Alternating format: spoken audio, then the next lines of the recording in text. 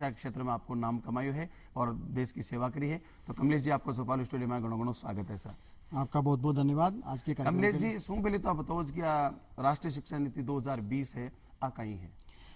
आज के इस सफल कार्यक्रम में आपका बहुत बहुत अभिनंदन। जैसा कि आपने कहा कि राष्ट्रीय शिक्षा नीति क्या है, तो हमको उससे पहले ये समझना पड़ेगा कि इससे पहले 1986 में राष्ट्रीय शिक्षा नीति बनी, जो करीबन 35 साल के बाद में 34 साल के बाद में देश को दूसरी राष्ट्रीय शिक्षा नीति बनती है। तो उसके पीछे कारण ये था कि जो शिक्षा नीति 1986 में बनी वो उस वक्त के लिए कारगर हो सकती थी, लेकिन आने वाले दौर में, आज के दौर में, विशेषकर 21वीं सदी के भारत में वो शिक्षा नीति हमारे बच्चों के लिए, हमारे देश के लिए, हमारे युवाओं के लिए कहीं कहीं कारगर साबित नहीं हो रही थी। बहुत एक लंबे अरसे से इस बात की जरूरत महसूस की जा रही थी कि नए समय के हिसाब से इस शिक्षा पद्धति में बदलाव हो, नए करिकुलम हो, नए सब्जेक्ट जुड़े, ताकि हमारे युवाओं को जो सबसे बड़ा क्राइसिस है रोजगार का, वो उसका समाधान मिल पाए। तो इस बात को लेकर नई भारत सरकार ने 2017 में ये कमेटी बनाई के कस्तूरी रंजन के अध्यक्षता में, और देश के बड़े बड़े प्रख्यात विद्वानों के सदस्य के रूप में इसमें शामिल रहे। उन्होंने इस कमेटी का, इस नीति का मसौदा तैयार किया, जिसके तहत लक्ष्य था कि बहुत equity base, equal quality base और इंक्लूसिव बेस एजुकेशन सिस्टम बने इस देश के लिए। और जो जिसके पीछे 2-3 मकसद थे कि बहुत आसानी से, बहुत सुलभता के साथ, बहुत सहजता के साथ हमारे दूर तलक इलाकों में रहने वाले प्रत्येक व्यक्ति को एजुकेशन का लाभ मिले, चाहे वो प्राइमरी एजुकेशन हो, चाहे वो सेकेंडरी एजुकेशन हो, चाहे वो PhD MPhil तक की एजुकेशन हो। तो उन सारी चीज़ों को ध्यान में रखते हुए राष्ट्रीय शिक्षा नीति 2020 बनी, जिसमें एक पूरा ड्रास्टिक चेंज किया गया। जो 1986 की एजुकेशन पॉलिसी थी उसको रिप्लेस करते हुए आज के समय को ध्यान में रखते हुए, आज की ज़रूरतों के हिसाब से, जिसमें आपने विषय भी हमारा रखा कि 21वीं सदी का रोड मैप, ये इस शिक्षा नीति इस देश को बनाने का रोड मैप है। और इस 21वीं सदी का जो भारत बनेगा वो कहीं कहीं भारत की राष्ट्रीय शिक्षा नीति 2020 के माध्यम से गुजरेगा। और जी हाँ, बताया कि 1986 के महीने पहली राष्ट्रीय शिक्षा नीति बनी और बात भी टाइम का की आवश्यकताओं के अनुसार एकदम सही ही, लेकिन उत्तरोत्तर अपनो देश प्रगति करते गयो और एक नया पाउंडा बढ़ाता भी आज एक पहली कहीं स्थिति आज यान को देश है आपनों कि पूरा विश्व कमाई भारत की चर्चा है और भारत प्रगतिशीलता से बाहर निकल एक विकसित राष्ट्र बनते जा रही है। तो बी के बाद में 34 साल के बाद में नई राष्ट्रीय शिक्षा नीति 2020 के मायने लागू हुई, जिसके आज का समय के अनुसार बिल्कुल सही है। आप अभी बता रहे हो कि वो 21वीं सदी का भारत को रोड मैप है, तो आप इन 21वीं सदी का भारत को रोड मैप क्यों मान सका? उसके पीछे आप देखिए 1986 की शिक्षा नीति करीबन 35-34 साल पहले जब लागू की गई थी, तो आज उसको हम 21वीं सदी में कारगर साबित नहीं मान सकते। वो सारा करिकुलम चेंज हो गया है, सारी रिक्वायरमेंट्स बदल गई है। आज हम 21वीं सदी के में प्रवेश कर रहे हैं, जहाँ टेक्नोलॉजी आ गई है, नए नए विषय आ गए हैं, नए नए स्किल्स आ गए हैं। लेकिन दुर्भाग्य की बात है कि वो हमारे एजुकेशन का पार्ट नहीं बन पाए, और हमारा यूथ आज भी एजुकेशन लेने के बावजूद भी उसको ठीक से उसको रोजगार नहीं मिल पा रहा है। हमारे प्रधानमंत्री जी चाहते हैं कि आज का हमारा युवा शिक्षित हो, शिक्षा के साथ साथ कौशल विकास में निपुण हो, उसके अंदर कोई न कोई हुनर होना चाहिए, कोई न कोई उनके अंदर स्किल्स होना चाहिए, और तभी वो अपनी रोजगार की जरूरतों को पूरा कर पाएगा। लेकिन वर्तमान जो शिक्षा पद्धति थी, जो 1986 की जो शिक्षा पद्धति थी, वो कहीं कहीं उन रिक्वायरमेंट को पूरा नहीं कर पा रही थी। उन सब चीज़ों को ध्यान में रखते हुए हमारा जो पहले 10+2 का एजुकेशन सिस्टम था, उसको इस शिक्षा नीति ने ट्रांसफॉर्म किया, पूरा बदलाव किया। अब 5+3+3+4 किया गया, और इसमें वो सारे विषय जोड़े गए जो अब तक हमारी शिक्षा का पार्ट नहीं था, और विशेषकर वोकेशनल एजुकेशन, स्किल डेवलपमेंट को हमारे करिकुलम का पार्ट बनाया गया। और हमारे बच्चों का सर्वांगीण विकास जो होना चाहिए, कि कहीं कहीं हमारी जो पहले की एग्जिस्ट पॉलिसी थी उसमें कहीं कहीं आपकी रीजनल लैंग्वेज का महत्व नहीं था और अंग्रेजी उस पर ज़्यादा फोकस था। तो कहीं कहीं भारत की वर्तमान जो शिक्षा पद्धति 2020 बनी है, जो पूरे विश्व के अच्छे अच्छे मुल्कों को अध्ययन करने के बाद बनी है, विशेषकर यूरोप, चाइना का कंसेप्ट हमारी एजुकेशन पद्धति में लाया गया है।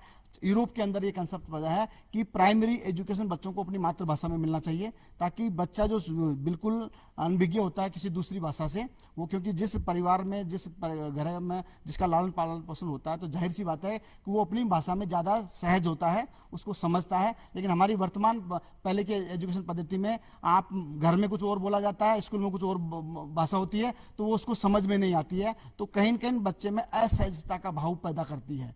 और आज वर्तमान राष्ट्रीय शिक्षा नीति 2020 में ये प्रावधान किए गए हैं कि बच्चों को विशेषकर प्राथमिक तक शिक्षा आपकी मातृभाषा में दी जाए, ताकि बच्चों को समझ में आए। उससे भी पहले प्री प्राइमरी एजुकेशन पद्धति इसमें बनाई गई है, जिसमें आंगनबाड़ी या बाल सुधार केंद्र के रूप में एक ऐसा वातावरण बच्चों को दिया गया है, जहां पर बच्चों को पढ़ने के लिए मोटिवेशन, उनको खेल कूद की व्यवस्था, उनको खेल खेल में सिखाने के प्रति या किसी इंटरेस्ट डेवलपमेंट इंटरेस्ट उनमें विकसित किया जाए, उस पर हमारी शिक्षा पद्धति जोर देती है, ताकि आने वाले 5 साल 3 साल बाद में बच्चा जब फर्स्ट में उसका दाखिला होगा, फर्स्ट कक्षा में पहुंचेगा, तो उस बच्चे में इतनी समझ पैदा हो जाए ताकि उसको करना क्या है, उसको किस में आनंद आता है, किस में, चाहे वो स्पोर्ट्स की गतिविधि हो, चाहे वो किसी कल्चर से रिलेटेड हो, चाहे किसी भी विषय को रिलेटेड हो, तो इन सारे विषयों को इसमें इजाद किया गया है, शामिल किया गया है। यानी कि 2086 की शिक्षा नीति और 2020 की शिक्षा नीति में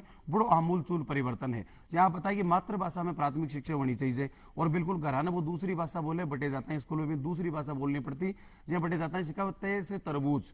अब आपने राजस्थान को बच्चों उसको वो देखो, वो तरबूज कहीं है, जबकि आपने मैं से मतीरो, वो तरबूज ही नहीं, आपने मतीरो बोले। तो भाई एक नई चीज मिले, खे से खरगोश, आपने गाँव में कहे सुस्यो खरगोश का, तो बिना बड़े खरगोश मिले तो वो एक उत्सुक हो जाए कि यार कौन सा शब्द है, कहीं वे खरगोश, कहीं वे तरबूज। और मातृभाषा हम देशी बिना लक्ष्य अपनी सी शिक्षा अपने घर को सो वातावरण है।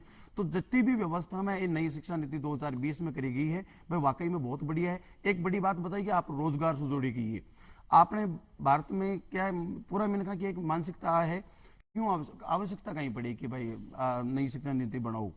एक तो सितंबर 2015 में भारत सहित दुनिया के सारे मुल्कों ने, करीबन 194 देशों ने यूनाइटेड नेशन के साथ में एक SDG सस्टेनेबल डेवलपमेंट गोल के साथ एग्रीमेंट किया, साइन किया उस पे ऊपर। तो सस्टेनेबल डेवलपमेंट गोल 17 गोल्स दुनिया के देशों, अलग अलग देशों के लिए, चाहे वो विकासशील देश हो, चाहे वो डेवलप्ड कंट्री हो, सभी मुल्कों के लिए यूनाइटेड नेशन के द्वारा तय किए गए कि आपको ये चीजें हमारे अपने अपने मुल्कों के लिए करनी है। उसमें से नंबर 1 से लेकर 17 तक अलग अलग लक्ष्य निर्धारित किए गए, जिसमें SDG goal number 4, SDG goal number 4 शिक्षा से संबंधित था, जिसमें यह कहा गया कि बहुत आसान तरीके से, बहुत सुलभ तरीके से बच्चों को शिक्षा का पढ़ने का अवसर दिया जाएगा, और शिक्षा भी ऐसी होगी जो उसको लगातार सीखने के लिए प्रेरित करे, उनको कुछ स्किल आधारित, बिना किसी हिंड्रेंस के, बिना किसी रुकावट के बच्चों को शिक्षा की व्यवस्था करना उस देश की जिम्मेदारी है, सरकार की जिम्मेदारी है। तो कहीं कहीं SDG 4 को फुलफिलमेंट करने का काम भी भारत की राष्ट्रीय शिक्षा नीति 2020 के तहत किया गया है, जिसमें हम 2 सितंबर 2015 में हम लोग साइन कर चुके थे, उस पर एग्री कर चुके थे। सेकंड था इंक्लूसिव एजुकेशन सिस्टम को अडॉप्ट करना, जिसमें समावेशी शिक्षा, किसी के भी साथ जेंडर के आधार पर, कास्ट के आधार पर, क्षेत्र के आधार पर, भाषा के आधार पर या किसी कलर के आधार पर कोई डिस्क्रिमिनेशन नहीं होना चाहिए। हर व्यक्ति की रिक्वायरमेंट अलग अलग है, हर व्यक्ति की इंटरेस्ट अलग अलग है। वो व्यवस्था हमारी 1986 की एजुकेशन पॉलिसी में नहीं थी। आपका मैं एक कोट यहाँ उद्धृत करना चाहता हूँ, हमारे दार्शनिक ओशो का एक कोट है, उन्होंने कहा कि हर आदमी सुपर नहीं है, लेकिन ये भी तय है कि हर आदमी अलग अलग है, सब में कोई ना कोई क्वालिटी है। आप हो, मैं हूँ, ये सबको हमको कंसेप्ट को समझना पड़ेगा। हर मैं क्या हूं वो मैं चाहता हूं, मेरी इच्छा है आप पर मैं थोपूं, तो ये जरूरी नहीं कि जितना सफलता मुझे मिलती है वो आपको भी मिले। तो ये कंसेप्ट भारत की राष्ट्रीय शिक्षा नीति में बच्चों को फ्रीडम, फ्लेक्सिबिलिटी ये दी गई है कि आप अपने हिसाब से कोई भी प्रोग्राम को ऑप्ट कर सकते हैं। आपका इंटरेस्ट कहाँ पर है, आप क्या करना चाहते हैं जीवन में, किसमें आप किस क्षेत्र में जाना चाहते हैं, तो मल्टीपल एरिया आपको दिए गए हैं इस भारत की राष्ट्रीय शिक्षा नीति के माध्यम से। और उसके पीछे मकसद था कि लोगों को रोजगार जनरेट करना। आज सबसे बड़ा आपने जिक्र किया कि जब तक व्यक्ति पढ़ने के बाद में अगर उसको रोजगार नहीं मिलता तो वो अपने आप में एक इन भावना उसके अंदर डेवलप होती है, और अपना 2 वक्त की रोटी का अगर जुगाड़ वो नहीं कर पाता है तो वो शिक्षा को कोसता है। तो इस शिक्षा के अंदर वो सारे प्रावधान किए गए हैं कि व्यक्ति पढ़ने के बाद कोई भी शिक्षा, चाहे वो मिडिल तक की शिक्षा हासिल करेगा, सेकेंडरी तक, सीनियर सेकेंडरी या कॉलेज लेवल की, जब भी वो जाएगा तो कहीं न कहीं एक स्किल उसके पास होगा, एक हुनर उसके पास में होगा, जो भारत की राष्ट्रीय शिक्षा नीति 2020 इंश्योर करती है। कि आप पहले ये ऑप्शन नहीं थे हमारे पास। पहले आर्ट्स वाले व्यक्ति को आर्ट्स से पढ़ना होता था, साइंस से कोई ताल्लुक नहीं होता था। लेकिन आज आर्ट्स वाला व्यक्ति साइंस पढ़ सकता है, कॉमर्स पढ़ सकता है, मैनेजमेंट पढ़ सकता है, वोकेशनल पढ़ सकता है, एग्रीकल्चर पढ़ सकता है। तो ये मल्टीपल ऑप्शन आपको दिए गए हैं नई राष्ट्रीय शिक्षा नीति के माध्यम से। और इसके पीछे वजह यही थी कि लोगों को अवसर मिले, लोगों को अपनी स्किल के अनुसार एजुकेशन लेने का मौका मिले। भाई कहने का मतलब अभी है, देखो हर कोई आदमी है जो पहले तो चाहो कि मैंने सरकारी नौकरी मिले और नौकरी में भी मैं बड़ो अफसर बनूं, लेकिन हर के लिए संभव की बात नहीं है। सीटा लिमिट व संख्या अपनी ज्यादा है, तो कुछ कौशल प्रशिक्षण भी नहीं मिले। प्रधानमंत्री जी को खुद को सपनों है कि हर आदमी इच्छा रखे आपकी कि मैंने नौकरी प्राप्त कौन करनी, बल्कि और लोगों ने भी नौकरी देनी है। और इसके लिए सबसे बढ़िया साधन है कौशल विकास। आप सुविधा या इन की भी कोई व्यवस्था में है कभी के बारे में और बताओ। बिल्कुल, अभी राष्ट्रीय शिक्षा नीति का मूलभूत आप पहला ही इसका ऑब्जेक्टिव आप समझेंगे तो पहले तो हमारा जो नई राष्ट्रीय शिक्षा नीति लागू होने के बाद में 3 बदलाव इमीडिएटली आए। जो हमको पहले मानव संसाधन विकास मंत्रालय हमारा हुआ करता था, उसका नाम बदलकर शिक्षा मंत्रालय कर दिया। बिल्कुल, पहला पहला बदलाव तो ये हुआ। दूसरा बदलाव जो आपने सवाल किया कि लिमिटेड सीटें होती थी, बच्चों को दाखिला नहीं मिलता था, बच्चे पढ़ना चाहते हैं लेकिन महरूम से वंचित रह जाते थे, उनको एडमिशन नहीं मिलता था। तो वो सीटें बढ़ाना, तो उसके लिए आपको इंफ्रास्ट्रक्चर बढ़ाना पड़ेगा। और अभी नई शिक्षा नीति के अंदर दूसरा बड़ा बदलाव किया गया कि आपका जीडीपी जो खर्च शिक्षा पर करती है भारत सरकार, वो 1 से 2% आता है। अब तक हम खर्च कर आए 2.5% 3% हम नहीं पहुंचे अभी तक। लेकिन राष्ट्रीय शिक्षा नीति ये कहती है कि कम से भी कम 6% एक्सपेंडिचर, मतलब शिक्षा पर पैसा खर्च करना पड़ेगा। देश की कुल इनकम का 6% शिक्षा पर इन्वेस्ट करना पड़ेगा। इसका मतलब जाहिर से क्या है कि आपके इंफ्रास्ट्रक्चर बढ़ेगा, कॉलेज बढ़ेंगे, यूनिवर्सिटीज बढ़ेगी, स्कूल बढ़ेगी, तो जाहिर सी बात है कि ज्यादा लोगों को मौका मिलेगा। दूसरा 3.5 करोड़ नई सीटें जनरेट करना, ताकि हमारे बच्चों को ज्यादा अपॉर्चुनिटी मिले उसमें। और चौथा इंपॉर्टेंट लक्ष्य था जीईआर को एनहांसमेंट करना, चाहे वो प्राइमरी का जीआर हो, चाहे वो हायर एजुकेशन का जीआर हो। अभी भारत सरकार चाहती है जीआर को मतलब कहीं ग्रोस एनरोलमेंट रेशियो, सकल नामांकन दर, हमारी पढ़ने की संख्या कितनी है, कितने लोग स्कूल जा पा रहे हैं। तो अगर आप प्राइमरी जीआर आप देखेंगे, प्राइमरी टू सेकेंडरी जीआर हमारा लगभग वो अच्छा जीआर माना जाता है। प्राइमरी तो 100% हमारा जीआर है कि हर बच्चा स्कूल जा रहा है। सेकेंडरी 60% के आसपास हमारा सेकेंडरी का जीआर है। लेकिन हायर एजुकेशन का जीआर हम देखते हैं तो वो 27.1% का वो आला है। उसको भारत सरकार 2035 तक 50% 50% बढ़ाना चाहती है। वो तभी बढ़ पाएगा जब आपका मूलभूत ढांचा चेंज हो, मूलभूत इंफ्रास्ट्रक्चर हो, कॉलेज हो, यूनिवर्सिटीज हो, और आपका जीआर सेकेंडरी लेवल पर 100% करना चाहती है 2030 तक। ये सारे मूलभूत परिवर्तन तब मुमकिन है और इनके परिवर्तनों को लागू करने का रोड मैप इस शिक्षा नीति के तहत दिया गया है, एक चरणबद्ध तरीके से। हर साल इसमें सारी व्यवस्था अलग अलग सरकारों को करनी है, सरकार और केंद्र सरकार को मिलकर इस पर इसको इम्प्लीमेंट किया जा रहा है। और अभी आप देखेंगे कि आने वाले समय में एक मूलचूल बदलाव आपको देखने को मिलेगा। सबसे बड़ा क्राइसिस, हमारे प्रधानमंत्री जी कहते हैं कि हमारा यूथ स्किल्ड आधारित यूथ हो, मोटिवेटेड यूथ हो, कॉन्फिडेंट यूथ हो, और उसके अंदर स्किल कम्युनिकेशन डेवलपमेंट का हुनर हो, ताकि वो अपने आप की मार्केटिंग कर सके, अपने आप को मार्केट में शेयर कर पाए। तो ये सारी व्यवस्थाएं राष्ट्रीय शिक्षा नीति के माध्यम से की गई है। और माननीय प्रधानमंत्री जी ने जैसा कि कहा कि उन्होंने अभी रिसेंटली कहा कि देश के हमारे प्रधानमंत्री लाल बहादुर शास्त्री ने एक समय नारा दिया था, जय जवान जय किसान। बाद में हमारे माननीय प्रधानमंत्री अटल बिहारी जी ने उसमें जोड़ा, जय जवान जय किसान जय विज्ञान। माननीय प्रधानमंत्री जी ने भी उसमें कहा, जय जवान जय किसान जय विज्ञान जय अनुसंधान। अनुसंधान पर फोकस किया जा रहा है इस शिक्षा नीति के माध्यम से, ताकि हमारे बच्चों को रिसर्च नए नए फील्ड में जाने का मौका मिले। और इस अनुसंधान का जो कंसेप्ट था वो कहीं कहीं राष्ट्रीय शिक्षा नीति 2020 में लागू किया जा रहा है। उसका मकसद ये होगा कि हमारा जो यूथ तैयार होगा वो स्किल्ड आधारित होगा, वेल स्किल्ड कम्युनिकेशन वाला होगा, और वो उसको मल्टीपल ऑप्शन मल्टीपल सब्जेक्ट के साथ में पढ़ने का मौका मिलेगा। यानी बिल्कुल कोई स्किल मिल सी, कोई कौशल में प्रशिक्षण मिल सी, तो वो भी क्या मैंने नवाचार करवा के लिए कुछ अनुसंधान भी कर सी। और प्रधानमंत्री कुछ नारो है भी मैंने के जय अनुसंधान, तो अनुसंधान कर सी तो नई नई उत्पाद बन सी। अपने दान भी है कि लड़कियां आगे की ऊंची पढ़ाई करवा को भी मौका मिले। देखिए, अभी मसला जैसे आपने कहा कि बच्चियां थोड़ी सी हेजिटेट रखती है, अपने गांव छोड़कर दूसरे गांव में या दूसरे शहर में जाने में उनको बड़ा संकोच होता है। तो ये कहीं न कहीं दूसरा गांव जाने क्यों पड़ रहा है उनको, वो जरूरत क्यों पड़ी गई, तो राष्ट्रीय शिक्षा नीति 2020 कहती है कि हर व्यक्ति में, हर पंचायत में, हर डिस्ट्रिक्ट में एक यूनिवर्सिटी कॉलेज लेवल पर होना चाहिए। जितने डिस्ट्रिक्ट देश के अंदर है वहाँ पर उनको वो उन्हीं जिले में वो व्यवस्था मिले, उसी पंचायत में उसको पढ़ने के लिए मौका मिले और बच्चों को दूर न जाना पड़े, और उससे कहीं न कहीं वो बच्ची हमारे उनके खुद के सपनों को पूरा नहीं कर पाती है। तो इस डर को खत्म किया जाएगा इस राष्ट्रीय शिक्षा नीति के माध्यम से। इंफ्रास्ट्रक्चर का एक्सपेंशन होगा। जब जीडीपी 3% से 6% किया जा रहा है, इसका मतलब डबल खर्चा भारत सरकार, राज्य सरकार मिलकर करने वाली है। तो जाहिर सी बात है कि हमारा इंफ्रास्ट्रक्चर बढ़ेगा, स्कूल्स बढ़ेंगे, स्कूल में सीटें बढ़ेगी, हमारे प्राथमिक स्कूल बढ़ेंगे, हमारे सेकेंडरी सीनियर सेकेंडरी स्कूल बढ़ेंगे, हमारे कॉलेजेस बढ़ेंगे। तो सारा मूलभूत ढांचा परिवर्तन जो होगा तो उसका बेनिफिट कहीं कहीं हमारे ग्रामीण देहात में रहने वाले बच्चों को मिलेगा। और इंक्लूसिव एजुकेशन यही है कि बिना किसी दिक्कत के, कोई डिफिकल्टीज ना हो, कोई हिंड्रेंस ना हो, कोई ऑब्स्टिकल्स ना हो। मतलब कोई भी चुनौतियां, कोई भी दिक्कतें जब होती उनको हटाना, रिमूव करना राष्ट्रीय शिक्षा नीति का लक्ष्य है, कि ताकि हमारी बच्चियां सहजता के साथ, सुलभता के साथ, इजीली एक्सेसिबल टू ऑल के कंसेप्ट के आधार पर उनको एजुकेशन मिल पाए।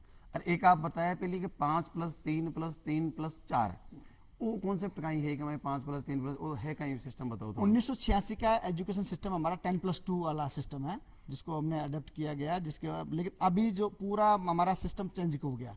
5 साल, यानी कि पहले का एजुकेशन सिस्टम ये कहता था कि 6 साल से पहले व्यक्ति को दाखिला नहीं मिलता था। हमारे मिनिमम एज 6 साल होती थी एडमिशन लेने के लिए। लेकिन नई राष्ट्रीय शिक्षा नीति के तहत इसको बदला गया है। अब 3 साल का व्यक्ति को प्री प्राइमरी जो आंगनबाड़ी है, बाल सुधार वाला अम्यूजमेंट सिस्टम बनाया गया है, कि यानी कि बच्चा 3 साल के से लेकर 6 साल तक वो उस प्ले ग्रुप स्कूल में पढ़ेगा, जहाँ पर उसको पढ़ाई नहीं होगी, जहाँ पर केवल उसको एंटरटेनमेंट किया जाएगा, उसको अपनी भाषा, उसको खेल, उसको मानसिक विकास के लिए अपॉर्चुनिटी दी जाएगी।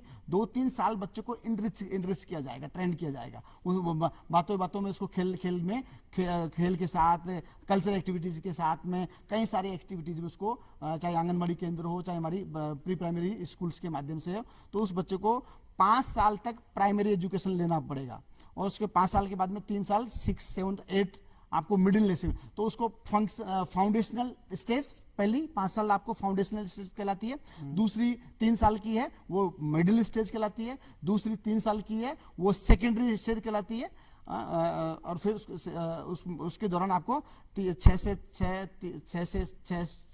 3, 7, 8 तक, फिर 8, 9, 10 3 तक, फिर 11, 12, 9, 10, 11, 12, 14, यानी कि 4 साल आपकी सेकेंडरी होगी, मिडिल प्रिपरेटरी 3 साल, फाउंडेशनल 5 साल। ये इस तरह का सिस्टम हमारा बनाया गया, जिसको हम 5+3+3+4 कहा गया है। मतलब इसको क्या है कि 4 स्टेज में बांटा गया है। पहला फाउंडेशनल स्टेज, दूसरा प्रिपरेटरी स्टेज, तीसरा मिडिल स्टेज, चौथा सेकेंडरी स्टेज।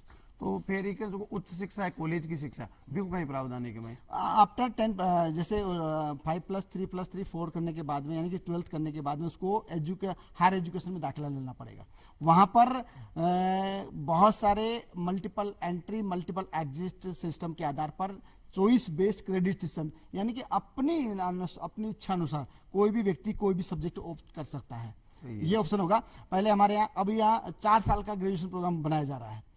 4 साल का ग्रेजुएशन प्रोग्राम है, यानी कि उसको मल्टीपल एंट्री, मल्टीपल एग्जिट का मतलब है कि व्यक्ति अगर 1 साल पढ़ता है तो उसको डिप्लोमा मिलता है, 2 साल पढ़ता है तो उसको उसका पीजी डिप्लोमा मिलेगा, 3 साल पढ़ता है तो उसको ग्रेजुएशन मिलता है, 4 साल पढ़ेगा तो कोई रिसर्च या कोई इंटीग्रेटेड कोर्स, एक स्पेसिफिक डिग्री उसको उसके ग्रेजुएशन के साथ में मिलने वाली है।